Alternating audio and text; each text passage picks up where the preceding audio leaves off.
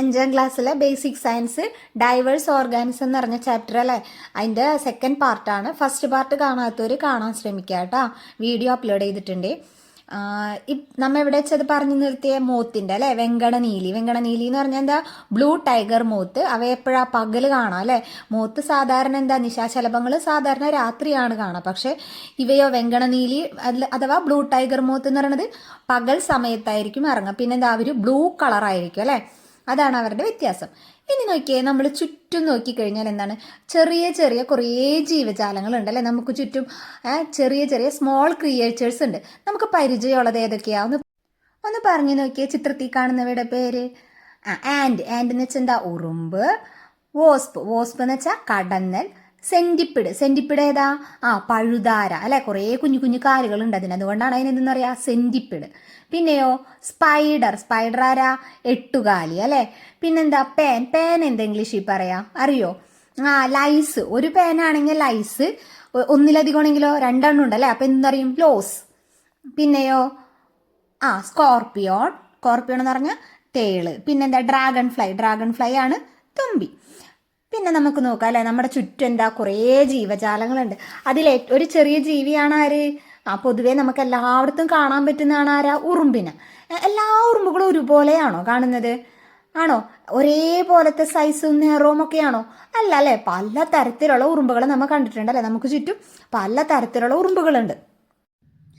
How many types of ants do you know? Write down their name. എന്തൊക്കെയാ അവരുടെ പേരൊക്കെ ഒന്ന് പറഞ്ഞെഴുതിയേ. യെല്ലോ ക്രേസി ആൻഡ്, എന്താ, ചോണനുറുമ്പിനെ പറയാ യെല്ലോ ക്രേസി ആൻഡ്. പിന്നെ നമ്മ എന്താ, കറുത്തുറുമ്പിനെ കണ്ടിട്ടുണ്ട് അല്ലേ. കറുത്തുറുമ്പിനെ എന്താ ഇംഗ്ലീഷിൽ പറയാ, ബ്ലാക്ക് ആൻസ്. പിന്നെയോ പുളിയുറുമ്പ് കണ്ടിട്ടില്ലേ, മാവിൻ്റെ ഇലയമല പുളിയുടെ ഇതുമലൊക്കെ ഇങ്ങനെ കൂട് കൂട്ടിയിട്ട് ഇലയമ കൂട് കൂട്ടിയിരിക്കണത് അല്ലേ, പുളിയുറുമ്പ് അഥവാ നീറെന്ന് പറയും. അതിനെന്താ പറയാ, വീവർ ആൻഡ്. പിന്നെയോ ഫയർ ആൻഡ് എന്ന് കേട്ടാൽ തന്നെ പേരറിയാം അല്ലെ, എന്താ, തീപ്പൊള്ളൻ ഉറുമ്പ്. അപ്പൊ നമ്മ ഇതിലേതൊക്കെ കണ്ടിട്ടുണ്ട്, ചോണനുറുമ്പിനെ കണ്ടിട്ടുണ്ടാവും അല്ലെ. പിന്നെന്താ, കറുത്തുറുമ്പുകളെ കണ്ടിട്ടില്ല, ഇങ്ങനെ പ്രാന്ത് പിടിച്ച് പോലെ ഓടി കിടക്കണത് അല്ലെ, ബ്ലാക്ക് ആൻസ്, അതും കണ്ടിട്ടുണ്ട്. പിന്നെ പുളിയുറുമ്പ് അല്ലെ, വീവർ ആൻസ്, ഇതിനൊക്കെ നമ്മൾ കണ്ടിട്ടുണ്ട്. ഫയർ ആൻസ് എന്താ, തീപ്പൊള്ളൻ ഉറുമ്പ്. പിന്നെ ഡിവിഷൻ ഓഫ് ലേബർ, പല ധർമ്മങ്ങൾ എന്ന് വെച്ചാൽ എന്തായിരിക്കും? നമ്മ ഉറുമ്പിന്റെ ഒന്ന് കൂട് അല്ലെ, ഉറുമ്പും കൂടൊക്കെ നമ്മൾ കണ്ടിട്ടില്ല, അതൊക്കെ ഒന്ന് നിരീക്ഷിച്ച് നോക്കിയേ. ഒരുപാട് ഉറുമ്പുകളുണ്ട് അല്ലെ, ഒന്നോ രണ്ടോ എണ്ണൊന്നല്ല, കുറേ ഉറുമ്പുകളുണ്ട്. അപ്പോൾ ഈ എല്ലാ ഉറുമ്പുകളും ഒരേ ജോലിയായിരിക്കുമോ ചെയ്യുക? അല്ല, ഓരോ ഉറുമ്പുകളും ഓരോ വിഭാഗങ്ങളായിട്ട് തിരിച്ചിട്ട് എന്തായിരിക്കും, ഓരോ ഉറുമ്പും ഓരോ ജോലിയായിരിക്കും ചെയ്യുന്നുണ്ടാവുക. ചില ഉറുമ്പുകൾ എന്ത് ചെയ്യും, മുട്ടയിടും അല്ലെ, ലേയിങ് എഗ്സ്. ചിലവയോ ഭക്ഷണം ശേഖരിക്കാൻ പോകും, എന്താ, കളക്ടിങ് ഫുഡ്. ചിലതോ പ്രൊട്ടക്റ്റിംഗ് കോളനി, അതെ, സംരക്ഷണം നൽകുക. ആർക്ക്? അവരുടെ ആ കോളനിക്ക് എനിമീൽസിൽ നിന്ന്, ശത്രുക്കളിൽ നിന്ന് എന്ത് ചെയ്യുക, സംരക്ഷണം നൽകുക. അങ്ങനെ ഓരോ ഉറുമ്പുകളും ഓരോ വിഭാഗങ്ങളായിട്ട്, വ്യത്യസ്ത വിഭാഗങ്ങളായിട്ട് ഓരോ ഉറുമ്പുകൾ ഉണ്ടാവും അല്ലെ. അവർ ഓരോ ധർമ്മങ്ങളായിരിക്കും അവർ ചെയ്യുക, അവരുടെ ഓരോ ഡ്യൂട്ടീസ് അവരെ വ്യത്യാസമായിരിക്കും. അതുകൊണ്ട് നമുക്ക് എന്തെന്ന് പറയാം, ഇതൊരു സമൂഹ ജീവിയാണെന്ന് പറയാം അല്ലെ. ഒരുപാട് ഉറുമ്പുകൾ, ഒരുപാട് ധർമ്മങ്ങൾ, ഓരോരുത്തർ ഓരോരോ ഡ്യൂട്ടീസ് ഒക്കെ ചെയ്ത് അവരെന്താ ഒന്നിച്ച് നിൽക്കുകയാണ് അല്ലെ. അതുകൊണ്ട് നമുക്ക് അതെന്താ, ഒരു കൂട്ടമായിട്ടാണ് താമസിക്കുന്നത്, ഒരു കോളനി ആയിട്ടാണ്. അപ്പൊ അതുകൊണ്ട് നമുക്ക് അതിനെന്താ പറയുക, ഒരു സമൂഹ ജീവിയാണെന്ന് പറയാം. ആൻസ് എന്താണ്, ഒരു കോളനി ആയിട്ടാണ് കാണപ്പെടുന്നതെന്ന് പറയാം. അതുപോലെ നമ്മൾ ഈ ഉറുമ്പും കൂട്ടിൽ ശ്രദ്ധിച്ച് നോക്കുമ്പോൾ ചില സമയങ്ങളിൽ എന്തായിരിക്കും, ചില ഉറുമ്പുകൾക്ക് ചിറക് മുളച്ച് പുറത്തേക്ക് വരുന്ന കാണാം അല്ലേ. ചിറകുള്ള ഉറുമ്പുകളെ കണ്ടിട്ടുണ്ട് അല്ലെ നമ്മ, വിങ്ഡ് ആൻസ് അല്ലെ, ചിറകുള്ള ഉറുമ്പുകൾ. എങ്ങനെയായിരിക്കും ഈ ഉറുമ്പുകൾക്ക് ചിറക് വരുന്നത്? എല്ലാ ഉറുമ്പിനും ചിറകുണ്ടാവുമോ? ഇല്ല. എങ്ങനെയാണെന്ന് വെച്ച് കഴിഞ്ഞാൽ മെയിൽ ആൻഡ് ഫീമെയിൽസ് ഉറുമ്പുകൾ, എങ്ങനെയുള്ള മെയിൽ ആൻഡ് ഫീമെയിൽ, പ്രത്യുൽപാദന ധർമ്മം നിർവഹിക്കുന്ന അല്ലെ, റീപ്രൊഡക്റ്റീവ് ഫംഗ്ഷൻ ചെയ്യുന്ന മെയിൽ ആൻഡ് ഫീമെയിൽ ഉറുമ്പുകളൊക്കെ ആണ് എന്ത് വരാ, ചിറകുകൾ വരാം. എന്നിട്ട് എന്ത് ചെയ്യും, ഈ ചിറക് വന്ന് ഇവരെന്ത് ചെയ്യും, ഈ കൂടിൻ്റെ അവരുടെ ആ കോളനിയിൽ നിന്ന് പുറത്തേക്ക് വരും. എന്നിട്ടും അതുപോലെ മറ്റൊരു കോളനിയിൽ നിന്നും ഇതുപോലെ മെയിൽ ആൻഡ് ഫീമെയിൽ, അതായത് ആൺ പെണ്ണ് ഉറുമ്പുകൾക്ക് ചിറക് വന്നിട്ടുള്ള ഉറുമ്പുകളുണ്ടാവും. ഇവയായിട്ട് എന്ത് ചെയ്യും, ഇണ ചേരുകയും പിന്നെ എന്ത് ചെയ്യും, അവരൊരു പുതിയ കോളനി, പുതിയൊരു കൂടുണ്ടാക്കുകയും ചെയ്യും. Male and female ants that perform the reproductive function come out of their colonies എന്ന് വെച്ചാൽ എന്താ, male and female ants that perform the reproductive function അല്ലെ. റീപ്രൊഡക്റ്റീവ് ഫംഗ്ഷന് പങ്കെടുക്കുന്ന മെയിൽ ആൻഡ് ഫീമെയിൽ ആൻസുകൾ എന്ത് ചെയ്യും, പുറത്തേക്ക് വരും. എങ്ങനെ, ചിറകോടുകൂടിയായിരിക്കും അവർ പുറത്തേക്ക് വരാം. They mate with male and female ants from another colony. അവ എന്ത് ചെയ്യും, ഇണചേരും. മാറ്റ് എന്ന് വെച്ചാൽ ഇണചേര. എങ്ങനെ, വേറൊരു കോളനിയിലെ മെയിൽ ആൻഡ് ഫീമെയിൽ ആൻസുമായിട്ട് എന്ത് ചെയ്യും, ആ ഒരു ഇണചേരും. And form new colonies. എന്നിട്ട് അവരെന്ത് ചെയ്യും, ഒരു പുതിയൊരു കോളനി ഉണ്ടാക്കും. ആ കോളനിയിൽ എന്തായിരിക്കും, നേരത്തെ പറഞ്ഞ പോലെ തന്നെ എന്തായിരിക്കും, ആ ഫുഡ് കളക്ട് ചെയ്യാനും പിന്നെ എന്താ പ്രൊട്ടക്ഷൻ, കോളനിക്ക് പ്രൊട്ടക്ഷൻ നൽകാനും ഒക്കെ എന്തായിരിക്കും, ആ ഉറുമ്പുകളുടെ ഓരോരോ കൂട്ടങ്ങളുണ്ട്. ആ ഒരു ഉറുമ്പിൻ്റെ ഉള്ളിൽ തന്നെ ഓരോരുത്തർക്കും ഓരോ ധർമ്മങ്ങൾ അവർ വിഭജിച്ച് കൊടുക്കും. നമ്മൾ നോക്കിയേ, ഉറുമ്പുകളെ നിരീക്ഷിച്ചിട്ട് നിറം, വലിപ്പം, പിന്നെ അവരെ വാസസ്ഥലം, ആഹാര സമ്പാദന രീതി, സഞ്ചാരം, ഇവയൊക്കെ എല്ലാ ഉറുമ്പുകളുടെ കോളനിയും. ഇപ്പോൾ വേറൊരു ഉറുമ്പ്, മറ്റൊരു ഉറുമ്പ്, ഇവരെല്ലാവരും ഒരുപോലെയാണോ? അല്ല അല്ലേ. നമ്മൾ പറഞ്ഞു ഉറുമ്പുകൾ തന്നെ പല തരത്തിലുള്ള ഉറുമ്പുകളെ നമ്മൾ പറഞ്ഞു അല്ലേ. അപ്പോൾ ഇതൊക്കെ നിങ്ങൾ ഒന്ന് ഒബ്സർവ് ചെയ്ത ശേഷം എന്ത് ചെയ്യുക, ഒരു ബുക്ക്ലെറ്റ് പ്രിപ്പയർ ചെയ്യാം. പിന്നെ നമ്മൾ പറഞ്ഞു ഉറുമ്പ് എന്താ, ഒരു കോളനി ആയിട്ടാണ്, ഒരു സൊസൈറ്റി, ഒരു കമ്മ്യൂണിറ്റി ആയിട്ടാണ് ജീവിക്കുന്നത്. അതുപോലെ ജീവിക്കുന്ന മറ്റുള്ള ജീവികൾ ഏതാണെന്നറിയോ? അതുപോലെയുള്ള ടെർമേറ്റ്സ് അല്ലേ. ടെർമേറ്റ്സ് എന്ന് പറഞ്ഞാൽ എന്താ, ചെതൽ. പിന്നെയോ വോബ്സ് അല്ലേ. കടന്നലുകളും കൂട്ടായിട്ടല്ലേ, കടന്നൽ കൂട്ടാക്രമിച്ചെന്നല്ലേ പറയാ അല്ലേ, കേട്ടിട്ടില്ല. അപ്പോൾ കടന്നലുകൾ എന്താണ്, കമ്മ്യൂണിറ്റി അല്ലെ, കോളനി ആയിട്ട് തന്നെയാണ് താമസിക്കുന്നത്. ഹണീബി അല്ലേ, തേനീച്ചരെയും കൂട് കണ്ടിട്ടില്ലേ മക്കള്? അവരെന്താ, ഒരു കോളനി ആയിട്ടാണല്ലേ. അവയിലും ഇങ്ങനെ തന്നെയാണ്, ഉറുമ്പുകളെ പോലെ തന്നെയാണ് എന്താണ്, ഓരോരോ വിഭാഗങ്ങൾ ഓരോരോ ജോലികൾ ചെയ്യുന്നുണ്ടായിരിക്കും. ഇതുപോലെ നിങ്ങൾക്ക് അറിയാവുന്ന ഏതെങ്കിലും ഒരു കോളനി ഉണ്ടെങ്കിൽ കമന്റ് ചെയ്യാം കേട്ടോ.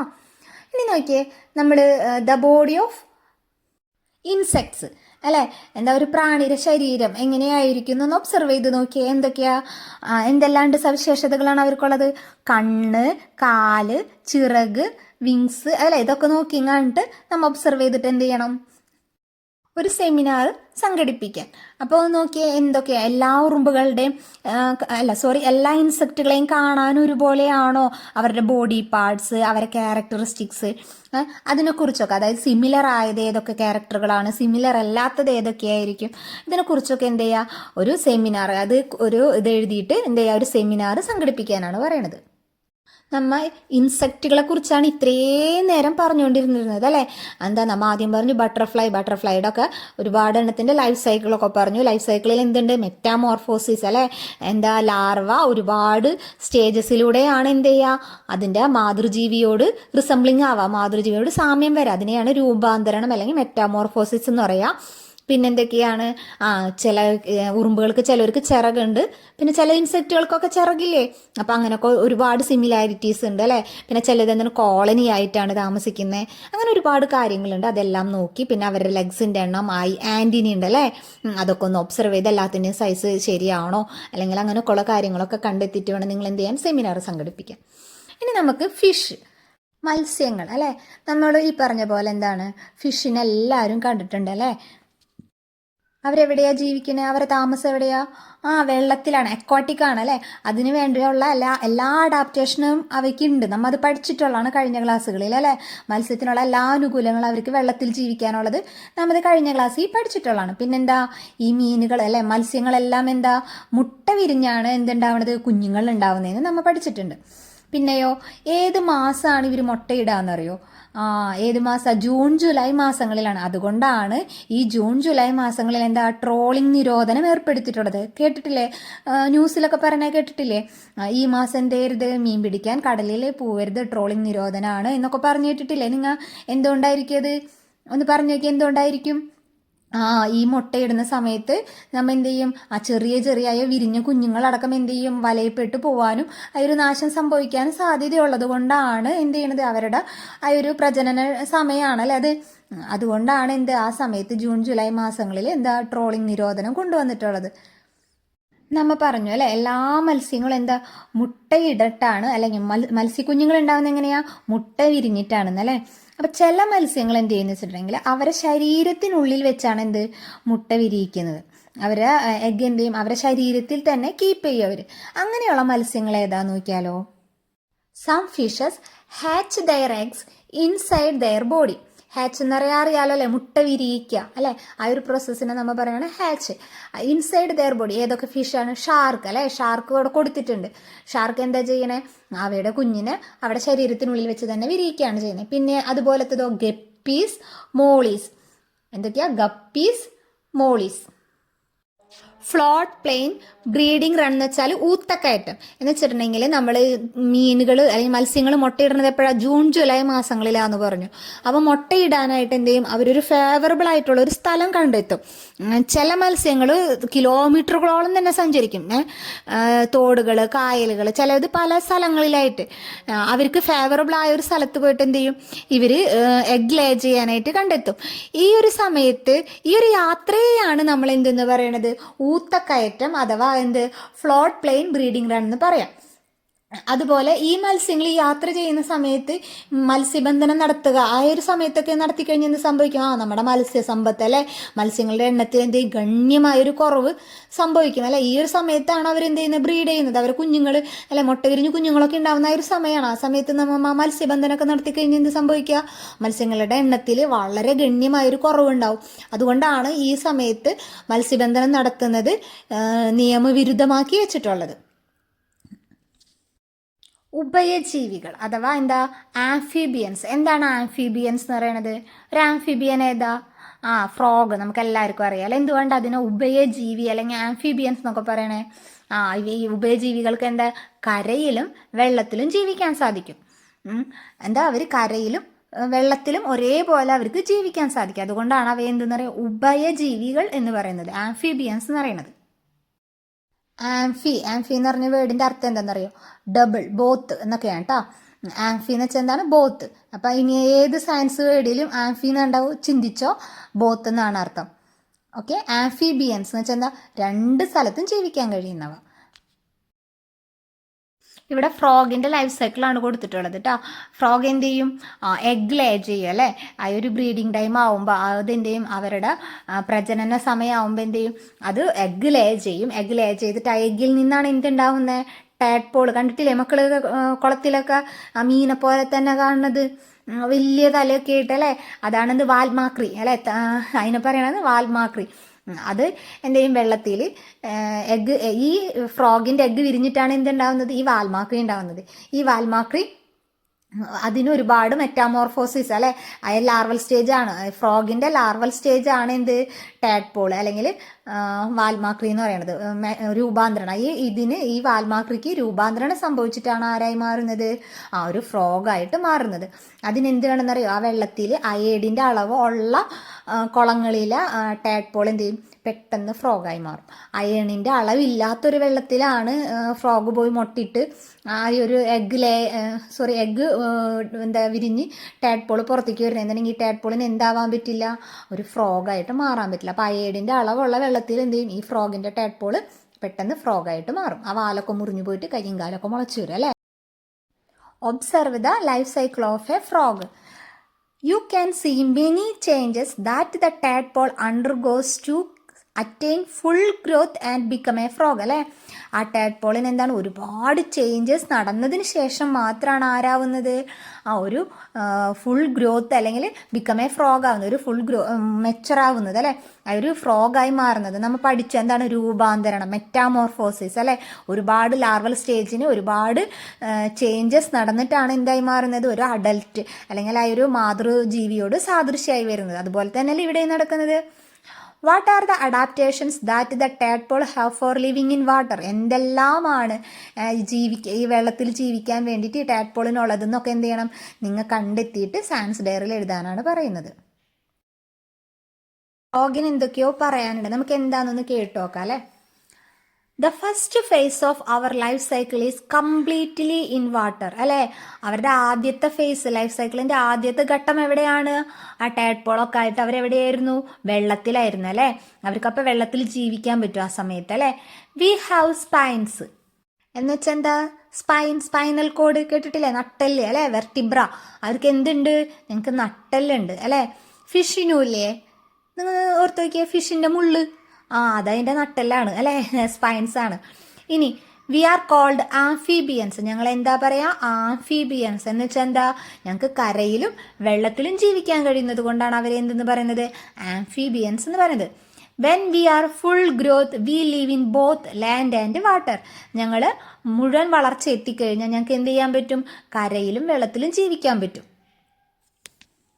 Attempt to define amphibians. Amphibians എന്ന് പറയാൻ കാരണം എന്താ, they can live in both land and water, അല്ലെ, അവർക്ക് കരയിലും വെള്ളത്തിലും ജീവിക്കാൻ കഴിയുന്നത് കൊണ്ടാണ് അവരെ എന്തെന്ന് വിളിച്ചത്, ഉഭയജീവികൾ അഥവാ ആംഫിബിയൻസ് എന്ന് വിളിക്കുന്നത്. ഇനി അടുത്തതാണ് എന്ത്, സിസിലിയൻസ്. എന്താണ് സിസിലിയൻസ്? ഇതും ഒരു ആരാണ്, ആംഫിബിയൻസ് ആണ്. ഇവയ്ക്ക് എന്ത് ചെയ്യാൻ പറ്റും, കരയിലും വെള്ളത്തിലും ഒരുപോലെ ജീവിക്കാൻ പറ്റും. ഇവയെ നമ്മൾ ബ്ലൈൻഡ് സ്നേക്ക്, ഒരു പാമ്പിനെ പോലെയാണ് കാണാം, അല്ലേ. ഇതിനെ നമ്മൾ എന്തെന്ന് പറയും, ബ്ലൈൻഡ് സ്നേക്ക് എന്ന് വിളിക്കാറുണ്ട്. കാരണം എന്താ, ഇതിൻ്റെ കണ്ണിൻ്റെ അവിടെ അങ്ങനെ തൊലി കൊണ്ട് വന്ന് മൂടപ്പെട്ടിട്ടുണ്ട്. അപ്പോൾ കണ്ണധികം ഇങ്ങനെ കാണാത്ത പോലെ ആയിരിക്കും നമുക്ക് ഫീൽ. അപ്പോൾ ഇതുകൊണ്ടാണ് ഇതിനെന്താ പറയുന്നത്, ബ്ലൈൻഡ് സ്നേക്ക് എന്ന് വിളിക്കുന്നത്. ബ്ലൈൻഡ് സ്നേക്ക് അഥവാ കുരുടി എന്നാണ് അതിനെ പറയാ. പിന്നെന്താ, ഇവ പാമ്പാണെന്ന് പെട്ടെന്ന് തെറ്റിദ്ധരിക്കും. കാരണം എന്താ, കണ്ട അതുപോലെ പാമ്പിനെ പോലെ അല്ല ഇരിക്കണം. അപ്പം അതിനെ കണ്ടു കഴിഞ്ഞാൽ പാമ്പാണെന്ന് തെറ്റിദ്ധരിക്കും. പക്ഷെ ഇതെന്തല്ല, സ്നേക്ക് അല്ല, അല്ലേ, റെപ്റ്റൈൽസിൽ പെടുന്നതല്ല. ഇവേതിൽ വരുന്നതാണ്, ആംഫിബിയൻസിൽ വരുന്നതാണ്. നമ്മൾ ഫിഷ് പഠിച്ചു, ആംഫിബിയൻസ് പഠിച്ചു. ഇനി എന്താ, ഉരകങ്ങൾ, അല്ലേ. അവയുടെ പൊതു സ്വഭാവം എന്താ നോക്കി, ഇത് കാണുന്നതെല്ലാം എന്താണ്, റെപ്റ്റൈൽസ് ആണ്. അവയ്ക്ക് പൊതുവായിട്ടുള്ളൊരു സ്വഭാവങ്ങൾ എന്തൊക്കെയാണെന്ന് നോക്കിയേ. അവയെല്ലാം എന്താണ്, എഗ് ലേയിങ് ആണ്, അല്ലേ. സോറി, എഗ് ലേയിങ് എന്നല്ല പറയാം, മുട്ടയിട്ടാണ് എന്ത് ചെയ്യുന്നത്, കുഞ്ഞുങ്ങളെ ഉൽപ്പാദിപ്പിക്കുന്നത്. അതുപോലെ ഇവയ്ക്ക് എല്ലാവർക്കും സ്പൈൻസ് ഇല്ലേ, വെർട്ടിബ്രയില്ലേ, നട്ടെല്ലില്ലേ, ഇവർക്ക് എല്ലാവർക്കും ഉണ്ടല്ലേ. പാമ്പിനും ഉണ്ട്, റെപ്റ്റൈൽസിനും ഉണ്ട്, സോറി ലിസാർഡിനും ഉണ്ട്, എല്ലാവർക്കും ഉണ്ട്, അല്ലേ. അതുപോലെ പിന്നെ എന്തൊക്കെയാണ് ഇവരെ പ്രത്യേകതകൾ, സ്കെയിൽസ് ഇല്ലേ ഇവരെ ശരീരത്തിൽ, ചിതമ്പല് പോലെ ഒരു കണ്ടിട്ടില്ലേ, തൊലിക്ക് ഒരു ഇത് ഇല്ലേ, അങ്ങനെ എന്തെല്ലാം. പിന്നെ നിങ്ങൾക്ക് എന്തൊക്കെ അറിയാമെന്നുള്ളതൊന്ന് കമൻറ്റ് ചെയ്യട്ടോ. അങ്ങനെ ഇവരെ പൊതുവായ കുറച്ച് സ്വഭാവങ്ങൾ ഏതൊക്കെയാണെന്നൊന്ന് കമൻറ്റ് ചെയ്യുക, നമ്മൾ ഇവിടെ കൊടുത്തിട്ടുള്ളത് കൂടാതെ. പിന്നെന്താ, നമ്മുടെ ചുറ്റുവട്ടത്തും കാണുന്ന നിങ്ങൾ കണ്ടിട്ടുള്ള പാമ്പുകൾ ഏതൊക്കെയാണെന്നും കൂടി ഒന്ന് പറയാം കേട്ടോ. സ്നേക്ക് ഏതൊക്കെയാണ് നിങ്ങൾ കണ്ടിട്ടുള്ളത് എന്നുള്ളതും കൂടി ഒന്ന് കമൻറ്റ് ചെയ്യാം. എല്ലാ പാമ്പുകളും കടിച്ചാൽ നമ്മ മരിക്കുമോ? ഇല്ല, അല്ലേ. കാരണം എന്താ, ചില പാമ്പുകൾക്ക് മാത്രമേ എന്തുള്ളൂ, വെനമുള്ളൂ. വെനം എന്ന് വെച്ചാൽ എന്താ, അതിൻ്റെ ശരീരത്തിലുള്ള ആ ഒരു വിഷത്തെയാണ് നമ്മൾ വെനം എന്ന് പറയാം. വിഷം എന്ന് പറയാൻ പറ്റില്ല, കാരണം എന്താ, അത് ഹൈ പ്രോട്ടീനാണ്. അപ്പോൾ ആ ഒരു വെനമുള്ള പാമ്പുകൾ മാത്രം കടിച്ചാൽ എന്ത് ചെയ്യുള്ളൂ, നമുക്ക് മരണം സംഭവിക്കുള്ളൂ. അപ്പോൾ ഏതൊക്കെയാണ് വെനമുള്ള പാമ്പുകൾ എന്നറിയോ? Cobra, king cobra, common ക്രൈറ്റ്, wiper, അല്ലേ, കടൽപ്പാമ്പ് കടലിൽ മാത്രമേ ഉള്ളൂ. അതാണ് ഏറ്റവും പോയിസണുള്ള പാമ്പ്. ഏതാന്ന് വെച്ചാൽ കടൽപ്പാമ്പാണ് കേട്ടോ. പിന്നെ അണലിനെയാണ് എന്തെന്നറിയാം, വൈപ്പർ. ശംഖുവരയൻ, വെള്ളിക്കെട്ടൻ എന്ന് വെച്ചാൽ എന്താ, അതിൻ്റെ ശരീരത്തിൽ ഇങ്ങനെ ഇടയ്ക്കിടയ്ക്ക് ഒരു വെളുത്ത കെട്ടുകൾ ഉണ്ടാവും, അല്ലേ. അത് രാത്രി കാലങ്ങളിലാണ് കേട്ടോ നടക്കുക. അതിൻ്റെ പല്ല് വളരെ ചെറുതാണ്. അത് കടിച്ചു കഴിഞ്ഞാൽ പെട്ടെന്ന് നമ്മൾ അറിയാൻ സാധ്യത കുറവാണ്. വേദനകളോ ശരീരത്തിൽ ബുദ്ധിമുട്ടുകളോ ഉണ്ടാവത്തില്ല. പിന്നെന്താ, രാജവെമ്പാല നമുക്കറിയാം, അല്ലേ, കിങ് കോബ്ര. പിന്നെന്താ, കോബ്ര, അതിനെല്ലാവരും കണ്ടിട്ടുണ്ടാവും കോബ്രനെ, അല്ലേ. അവരുടെ ഫീച്ചേഴ്സ് നമുക്ക് നോക്കാം, അല്ലേ. എന്താ, എക്സ്പാൻഡ് ഹൂഡ് എന്ന് വെച്ചാൽ എന്താ, വികസിപ്പിക്കാവുന്നതും പത്തിയും, അല്ലേ. അവരെ പറഞ്ഞു കേട്ടിട്ടില്ലേ, നമ്മ പത്തി വിടർത്തി എന്നൊക്കെ പറഞ്ഞു കേട്ടിട്ടുണ്ട്, അല്ലേ. അതിൻ്റെ പിൻഭാഗത്ത് എന്തായിരിക്കും, ഒരു സ്പെക്ടക്കിൾ ഷേപ്പ് ഉണ്ടായിരിക്കും, അല്ലേ.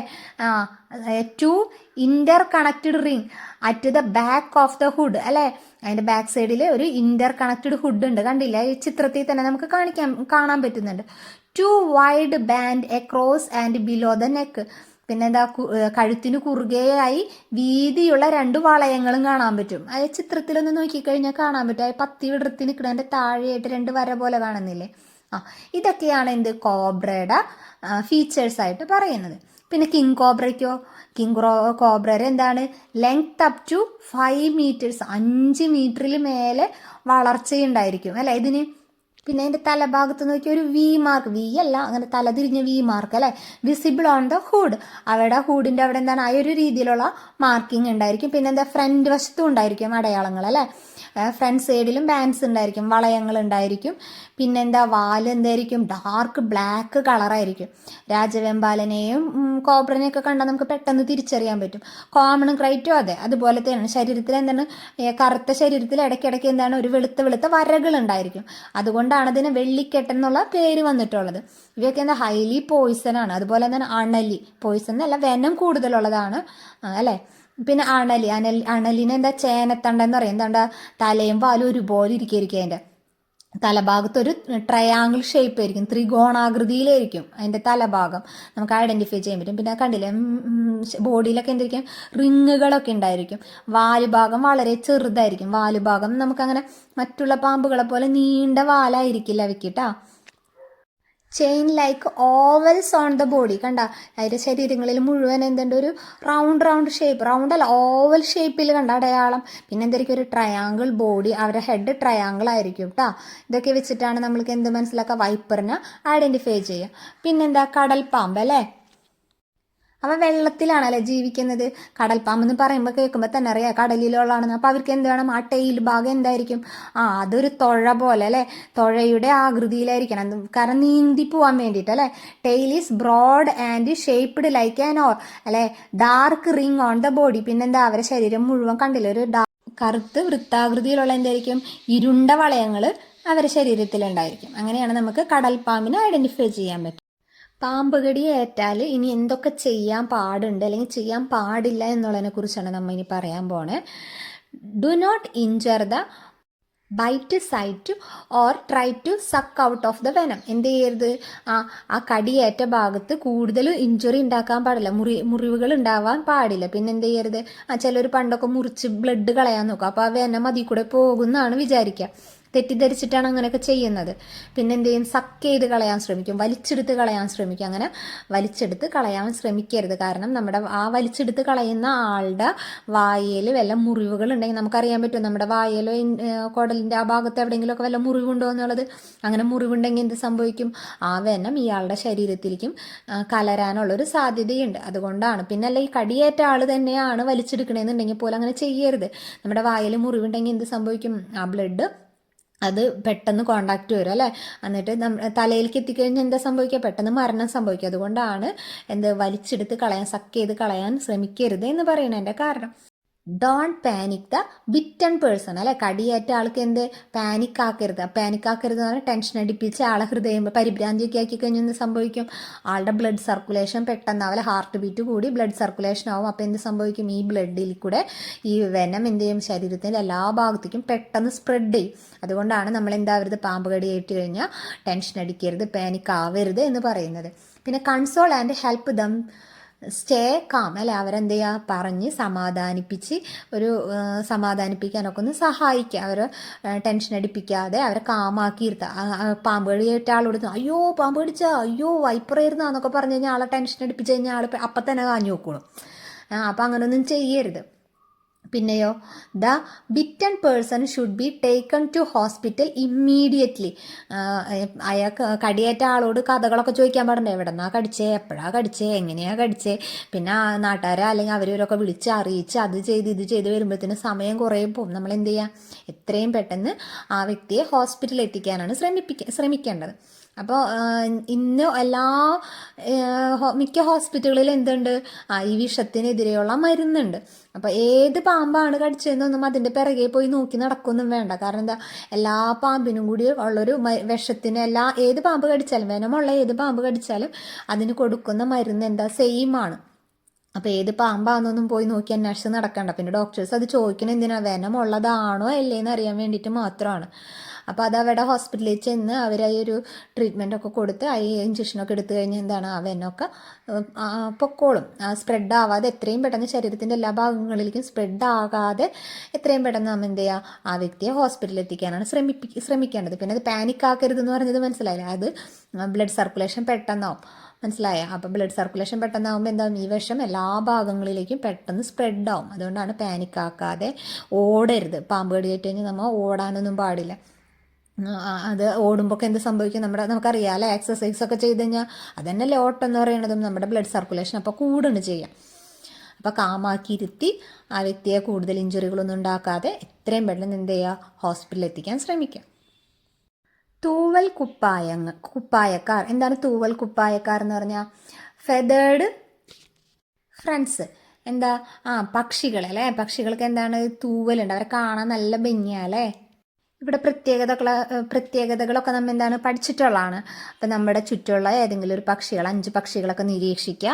അവയുടെ എന്താ തൂവൽ, കൂട്, കാലിൻ്റെ പ്രത്യേകത, കൊക്കിൻ്റെ പ്രത്യേകത, പിന്നെ അവരാഹാരം, വലിപ്പം, പക്ഷിയുടെ നിറം, സൗണ്ട് അല്ലേ, ശബ്ദം, ഇതൊക്കെ വെച്ചങ്ങാണ്ട് ഓരോ പക്ഷികളെ എങ്ങനെ തരംതിരിക്കാം അല്ലെങ്കിൽ തിരിച്ചറിയാനുള്ള ഓരോ കാര്യങ്ങളൊക്കെ നോക്കി നിരീക്ഷിച്ച് അവയുടെ പ്രത്യേകതകളൊക്കെ എന്ത് ചെയ്യുക, നിങ്ങൾ സ്വയം എഴുതാനാണ് പറയണത്.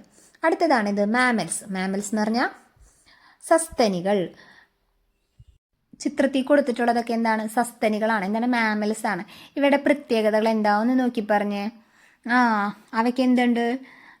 4 കാലുണ്ടല്ലേ. അപ്പോൾ ഒരു പ്രത്യേകത കിട്ടിയില്ലേ? എന്താ? Have 4 limbs. പിന്നെന്താ? ഇവ പ്രസവിക്കുകയാണ് ചെയ്യുന്നത്. ഇവയെല്ലാവരും എന്താ? പ്രസവിക്കുകയാണ് ചെയ്യുന്നത്. അപ്പോൾ give birth to young ones. അവിടെ പ്രത്യേകതകളിൽ 2 കാര്യങ്ങൾ നമ്മൾ പറഞ്ഞു അല്ലേ. എന്താണ്? അവർക്ക് 4 കാലുണ്ട്. പിന്നെന്താ? Give birth to young ones. അവർ കുഞ്ഞുങ്ങളെ പ്രസവിക്കുകയാണ് ചെയ്യുന്നത്. നേരത്തേക്ക് എന്തായിരുന്നു? മുട്ടയിടായിരുന്നു അല്ലേ. ഇവർ മുട്ടയിടാണോ ചെയ്യുന്നത്? അല്ല, ഇവർ കുഞ്ഞുങ്ങളെ പ്രസവിച്ച് പാലൂട്ടി വളർത്തുന്ന ജീവികളാണ് ആര്? സസ്തനികൾ എന്ന് പറയുന്നത്. വെയിൽ, ഒട്ടർ, ഡോൾഫിൻ, ബാറ്റ്, ഇതൊക്കെ എന്താ? ഇതും സസ്തനികളാണ്. ഇവയും എന്താണ്? പ്രസവിച്ച് കുഞ്ഞുങ്ങളെ വളർത്തുന്നവരാണ്.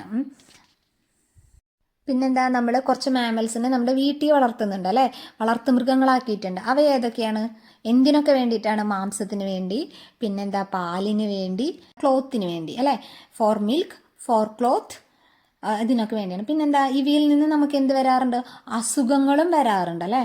ഏതൊക്കെയാ? പേവിഷബാധ, റാബിസ്, പിന്നെ വിരശല്യം അല്ലേ, വോം ഇൻഫെക്ഷൻ. അതായത് ഈ വളർത്തുമൃഗങ്ങൾക്ക് ഏതെങ്കിലും തരത്തിലുള്ള വോംസ് ഒക്കെ അവരുടെ ശരീരത്തിൽ ഇൻഫെക്ഷൻ ആയിട്ടുണ്ടെന്നുണ്ടെങ്കിൽ എന്ത് ചെയ്യും? അവയിൽ നിന്ന് നമുക്ക് വരാനുള്ള സാധ്യത കൂടുതലായിരിക്കും. പിന്നെ സ്കിൻ ഡിസീസ്, അവരുടെ ത്വക്ക് രോഗങ്ങൾ, അവറ്റങ്ങൾക്ക് എന്തെങ്കിലും ത്വക്ക് രോഗം, ഫംഗസ് ഒക്കെ, സ്റ്റെഫൈലോകോക്കസ് എന്നൊക്കെ പറഞ്ഞ ബാക്ടീരിയൽ ഇൻഫെക്ഷൻസ് ഒക്കെ അവരുടെ ശരീരത്തിൽ സ്കിൻ ഡിസീസ് എന്തെങ്കിലുമൊക്കെ ഉണ്ടെന്നുണ്ടെങ്കിൽ എന്ത് ചെയ്യും? അത് നമുക്കും വരാനുള്ള സാധ്യത കൂടുതലായിരിക്കും. അപ്പം ഇങ്ങനെ വരാതിരിക്കാനൊക്കെ ആയിട്ട്, ഇവരെ അസുഖങ്ങളൊന്നും നമുക്ക് പകരാതിരിക്കാൻ വേണ്ടിയിട്ട് നമുക്ക് എന്തെല്ലാം പ്രിക്കോഷൻസ് എടുക്കാമെന്നാണ് നോക്കുന്നത്. എന്തൊക്കെയാ? വാക്സിൻ എടുക്കുക അല്ലെ. വാക്സിനേഷൻ, അവർക്ക് വാക്സിൻ എടുത്തു കൊടുക്കുക. എന്തിന്? റാബിസ് പോലത്തെ വൈറസ് അല്ലെ, പേവിഷബാധയ്ക്കെതിരെയുള്ള വാക്സിനുകളൊക്കെ എടുക്കുക അവർക്ക്. അപ്പോൾ കൃത്യമായ സമയത്ത് അവർക്ക് വാക്സിൻ എടുത്തു കഴിഞ്ഞാൽ എന്ത് സംഭവിക്കും? നമുക്ക് ആ അസുഖങ്ങളൊന്നും വരാനുള്ള സാഹചര്യങ്ങൾ കുറയും. വാഷ് ഹാൻഡ്സ്, നമ്മളിപ്പോൾ എന്ത് ചെയ്യുക? ഈ മൃഗങ്ങളെ പോയി തൊട്ട് തലോടിയൊക്കെ കഴിഞ്ഞാൽ നമ്മൾ കൃത്യമായിട്ട് കൈകൾ കഴുകുക. Always wash your hands interacting with animals. നമ്മൾ ഈ മൃഗങ്ങളായിട്ട് കോണ്ടാക്ട് ചെയ്ത് കഴിഞ്ഞ് കഴിഞ്ഞാൽ എന്ത് ചെയ്യുക? നമ്മുടെ കൈകൾ വൃത്തിയായി സൂക്ഷിക്കാൻ ശ്രമിക്കുക. പിന്നെ ഈ മൃഗങ്ങൾ താമസിക്കുന്ന അവരെ വാസസ്ഥലവും എന്ത് ചെയ്യുക? വൃത്തിയാക്കി കൊടുക്കാം. ആ സ്ഥലങ്ങളും വൃത്തിയാക്കി അവരെ ചുറ്റുപാടും എന്ത് ചെയ്യുക? വൃത്തിയാക്കി സൂക്ഷിക്കുക. അപ്പോൾ അവർക്ക് എന്തെങ്കിലും സ്കിൻ ഇൻഫെക്ഷൻസ് ഒന്നും അവർക്ക് വരാനുള്ള സാധ്യത കുറയും. പിന്നെ prevention, take necessary step to prevent disease like rabies അല്ലേ. നമ്മൾ അവയായിട്ടുള്ള കോണ്ടാക്ട് ഉണ്ടാകുമ്പോൾ നമുക്ക് അവരിൽ നിന്ന് കടിയോ അല്ലെങ്കിൽ അവർ സലൈവയൊന്നും നമ്മുടെ ശരീരത്തിൽ മുറിവുകളിലൊന്നും പറ്റാതിരിക്കാൻ വേണ്ടി ശ്രദ്ധിക്കാം. അറിയാലോ അല്ലേ, നമുക്ക് പേവിഷബാധ അങ്ങനെ നമുക്ക് വരാൻ സാധ്യതയായിരിക്കും. അപ്പം അവർക്കതുണ്ടെങ്കിൽ നമുക്ക് വരാനുള്ള സാധ്യതയുണ്ടായിരിക്കും. പിന്നെ മെഡിക്കൽ കെയർ, നമ്മൾ എന്ത് ചെയ്യുക? നമുക്ക് എന്തെങ്കിലും ബുദ്ധിമുട്ടുകൾ അല്ലെങ്കിൽ അങ്ങനത്തെ അവയ്ക്കാണെങ്കിലും എന്തെങ്കിലുമൊക്കെ ബുദ്ധിമുട്ടുകൾ കാണിക്കുകയാണെങ്കിൽ നമ്മൾ എന്ത് ചെയ്യുക? സ്വയം ചികിത്സിക്കാതെ ഡോക്ടറെ കാണിക്കാം. ഇതല്ലാതെ കൂട്ടുകാർക്ക് അറിയുന്ന കാര്യങ്ങളൊക്കെ ഉണ്ടെങ്കിൽ ഒന്ന് കമൻറ്റ് ചെയ്യാം കേട്ടോ. ഇനി അടുത്തതാണ് എക്സ്റ്റിങ്ക്റ്റ് ക്രിയേച്ചേഴ്സ്, അന്യം നിൽക്കുന്ന ജീവികൾ. പണ്ട് കാലത്ത് ഉണ്ടായിരുന്ന പല ജീവികളും, ചിലത് ഡോഡോ പക്ഷിയൊക്കെ കേട്ടിട്ടുണ്ടോ നിങ്ങൾ? അതൊന്നും ഇന്ന് ഭൂമിയിലില്ല അല്ലേ. ചില ജീവികൾ എന്താണ് ഇന്ന് ഭൂമിയിൽ കാണാൻ സാധിക്കുന്നില്ല. ചിലതൊക്കെ എന്തുകൊണ്ടായിരിക്കും? അതിശൈത്യം കാരണം, പിന്നെ വരൾച്ച ഉണ്ടായതിൻ്റെ പേരിൽ, അഗ്നിപർവ്വത സ്ഫോടനങ്ങൾ, ഇതൊക്കെ കാരണവും എന്ത് സംഭവിക്കും? ജീവിവർഗം, ഡൈനോസർ എക്സാമ്പിളായിട്ടൊക്കെ അല്ലേ പണ്ടുണ്ടായിരുന്നാണ്, ഇപ്പോൾ കാണാനില്ല. അതെന്തുകൊണ്ടാണ്? ഭൂമിയിൽ പണ്ടൊരു വലിയൊരു ഉൽക്ക വന്ന് വീണതിൻ്റെ ഫലമായിട്ടാണ്. അപ്പം അങ്ങനെ പ്രകൃതിയുടേതായ പല കാര്യങ്ങൾ കൊണ്ടും എന്താണ്? പല ജീവജാലങ്ങളും നശിച്ചു പോയിട്ടുണ്ട് അല്ലേ, ഇല്ലാണ്ടായി പോയിട്ടുണ്ട്. അതുകൂടാതെ നമ്മൾ മനുഷ്യന്മാരുടെ ഇടപെടൽ മൂലവും പല ജീവികളും ഇല്ലാതായില്ല. ഇപ്പോൾ ടീച്ചർ നേരത്തെ പറഞ്ഞ പോലത്തെ ഡോഡോ പക്ഷി എങ്ങനെയാ പോയേ? മനുഷ്യന്മാരുടെ ഇടപെടൽ മൂലമാണ് ആ ജീവി സമൂഹം ഇന്ന് കാണാനില്ലാതായിപ്പോയി. ആ ജീവി സമൂഹം മൊത്തം നശിച്ചു പോയി അല്ലേ. ഡോഡോ പക്ഷിയെ മനുഷ്യർ ഭക്ഷണമാക്കിയതിൻ്റെ പേരിലാട്ടാ, കുറേ പിടിച്ചവരെ കൊന്നു തിന്നതിൻ്റെ പേരിലാണ് അത് ഇന്ന് ഇല്ലാതായിപ്പോയത്. പിന്നെയോ ഡീഫോറസ്റ്റേഷൻ മുഖേന മനുഷ്യന്മാരുടെ ഇടപെടലുകൾ ഏതൊക്കെയാണെന്ന് ചോദിച്ചാൽ നമുക്ക് എന്തെഴുതാൻ പറ്റും? ഡീഫോറസ്റ്റേഷൻ, പിന്നെന്താ പെസ്റ്റിസൈഡ്സ് അല്ലേ.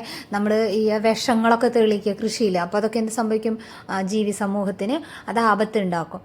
അതൊക്കെയാണ് മനുഷ്യന്മാരുടെ ഇടപെടലായിട്ട് എഴുതുക. അതുപോലെ ഇനിയുള്ള ജീവസമൂഹത്തിൻ്റെ നിലനിൽപ്പിന് വേണ്ടിയിട്ട് നമ്മൾക്ക് എന്തെല്ലാം ചെയ്യാൻ പറ്റുന്നു, നമ്മൾ എന്തെല്ലാം ചെയ്യാതിരിക്കണം, അതിനെക്കുറിച്ചൊക്കെ നിങ്ങൾ എന്ത് ചെയ്യുക, ക്ലാസ്സിൽ ഡിസ്കസ് ചെയ്യുക.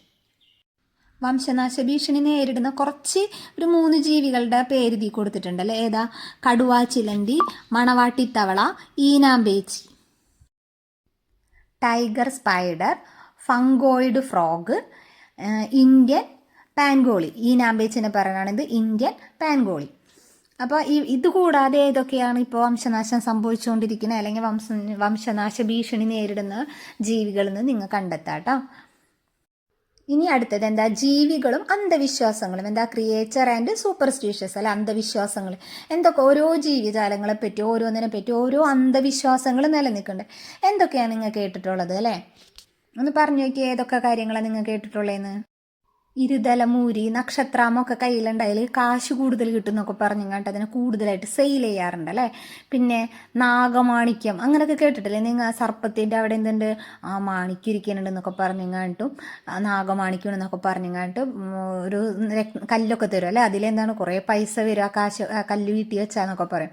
അതുപോലെ വെള്ളിമൂങ്ങ അല്ലേ, വെളുത്ത മൂങ്ങനൊക്കെ വളർത്തിയാലും നല്ലതാണ്, ദോഷങ്ങളൊന്നും ഉണ്ടാവില്ല. അങ്ങനെ ഒരുപാട് അന്ധവിശ്വാസങ്ങളുണ്ട്.